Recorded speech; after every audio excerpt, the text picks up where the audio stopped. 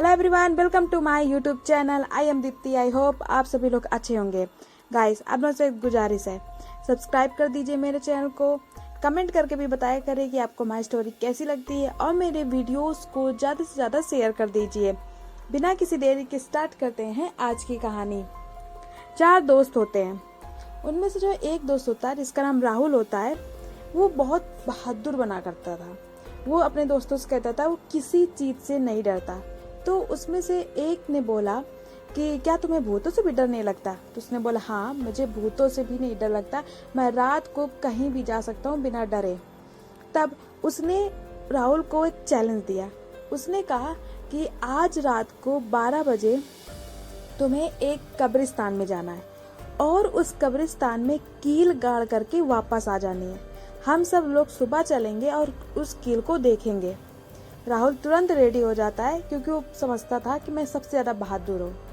रात को जब वो कब्रिस्तान की तरफ जा रहा था, उसने सफेद कलर का कुर्ता और सफेद पैजामा पहना हुआ था।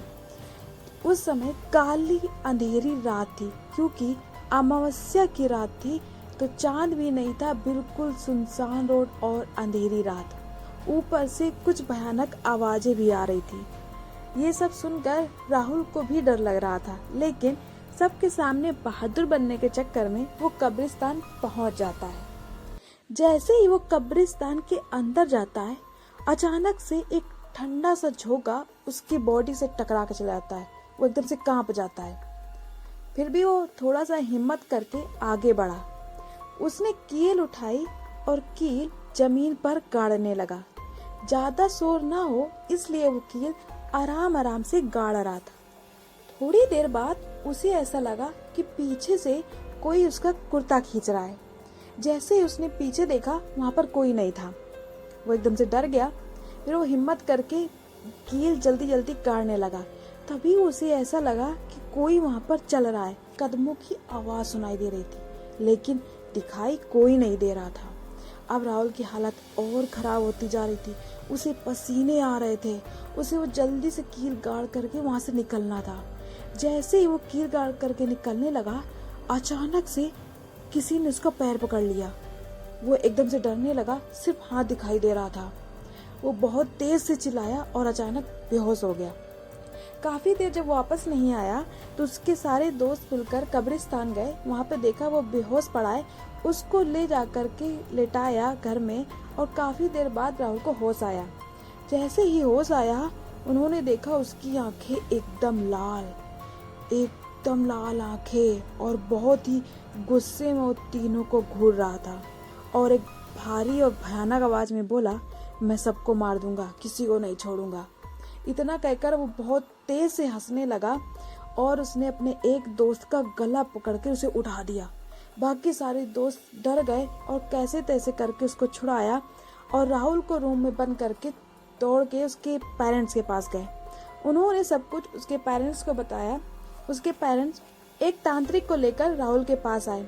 जैसे ही तांत्रिक ने दरवाजा खोला, राहुल एकदम गुस्से में तांत्रिक को घूरने लगा और उसको देखते ही बोला, तू बचा नहीं पाएगा, सबको मार दूंगा, मैं इसको भी मार दूंगा। इतना कहकर वो बहुत तेज से हंसने लगा। उसकी हंसी पूरे कमरे में गूंज रही थी। तांत्रिक ने कहा, छोड़ दे इस बच्चे को, वरना मैं तुझे नष्ट कर दूंगा। वो बहुत तेज से हंसने लगा। तांत्रिक से बोला, मैं तुझे भी मार दूंगा।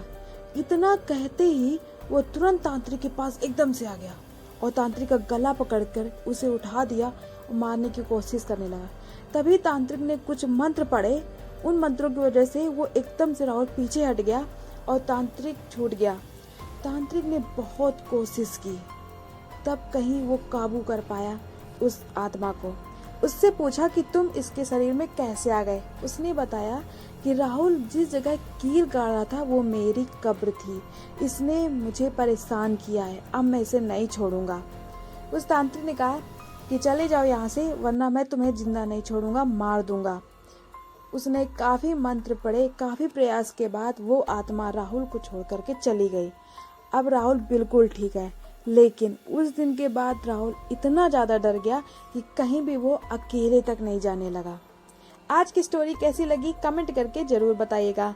मिलते हैं ऐसी ही डरावनी और इंटरेस्टिंग स्टोरी के साथ। चैनल सब्सक्राइब कर दीजिए, कमेंट करके बताइए स्टोरी कैसी लगी और मेरे वीडियोस को शेयर कर दीजिए। तब तक के लिए धन्यवाद।